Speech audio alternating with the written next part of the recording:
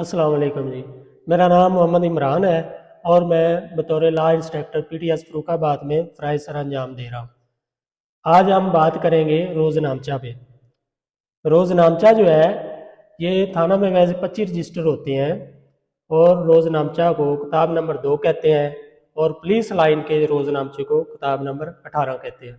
रोज़नामचा जो है ये वैसे फ़ारसी ज़बान का लफ्ज़ है जिसका मतलब है कि रोज़मर्रा के अमूर मरतब करना, किसी भी रजिस्टर में रोज़मर्रा के अमूर मरतब करना या डायरी वगैरह कहते हैं इसे। रोज़नामचा का जो मेन्यू होता है इसमें रोज़नामचा के रजिस्टर के 5 खाने होते हैं। पहला खाना जो है उसमें नंबर शुमार होता है जिसे हम रपट नंबर कहते हैं और दूसरे खाने में जो है वो नाम अतला दिंदा है, उस अफसर का नाम होता है जो रपट लिखता है या जिसकी तरफ से रपट लिखी जाती है। और खाना नंबर 3 जो होता है उसमें जो है रपट की किस्म होती है कि ये किस किस्म की रपट है, किसी की रवानगी करनी है, आमद करनी है या मुलजमान की रवानगी करनी है, उसमें जो है इसकी किस्म होती है। और 4 नंबर खाना जो है उसमें डेट मेंशन की जाती है और खाना नंबर जो 5 है उसमें उस रपट की रिपोर्ट खुलासा जो होता है। इसमें जो अमूर जो है ये मैं आपको बताता चलूँ कि किताब नंबर 2 जो है रोज़नामचा ये पुलिस रूल बाब नंबर 22 और फिक्रा नंबर 48 के तहत रखा जाता है थानों में रोज़नामचा जो होता है। इसके अलावा जो पहली रपट है इसका अंदराज जो है वो आगाज़ का होता है और इसमें जो मुलजमान थाना में बंद होते हैं उनका नाम और जिस मुकदमे में वो गिरफ्तार होते हैं, कितने दिन का रिमांड है, वो सब अंदराज किया जाता है। और जो दूसरी रपट है वो सफाई की होती है।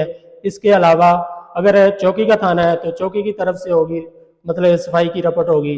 और इसमें तीसरी रपट जो है ज़ेरे तफ्तीश मुकदमात होते हैं उसकी लिखी जाती है। और रपट नंबर 4 जो है वो रोज़मर्रा के अमूर के मुताबिक उसका आगे अंदराज किया जाता है। किसी की रवानगी करनी है या बतौर गश्त गाड़ी पे रवानगी करनी है या किसी किस्म की रपट का रोज़मर्रा के अमूर के मुताबिक उसका आगे जो है वो अंदराज किया जाता है। रोज़नामचा में जो मुलाजमान थाना में होते हैं उनकी तमाम नकलो हरकत का अंदराज किया जाता है। इसके अलावा समन वारंट वगैरह जो अदालत की तरफ से आते हैं उसका जो है अंदराज किया जाता है, उसकी डेट मेंशन की जाती है। इसके अलावा मुलजमान जो मुकदमात में हवालात में बंद होते हैं थाना के हवालात में उनका रवानगी की जाती है। उनका बतौर रिमांड अगर जज ने बतौर रिमांड उनको दिया है तो उनका रिमांड लिखा जाएगा। अगर किसी को जुडिशल कर दिया है तो उसकी रवानगी बतौर मुलजमान की वो जुडिशल की तरफ से की जाएगी। इसके अलावा रोज़नामचा जो है वो ऑफिसर मुतमिम थाना SHO साहब या मुहर्रर साहब जो है वो मरतब रखेंगे। रोज़नामचा जो है इसमें गलत रपट अंदराज करने की सज़ा जो है वो बाब नंबर 22 फिक्रा नंबर 50 के तहत मुलाजमत से बर्खास्तगी है।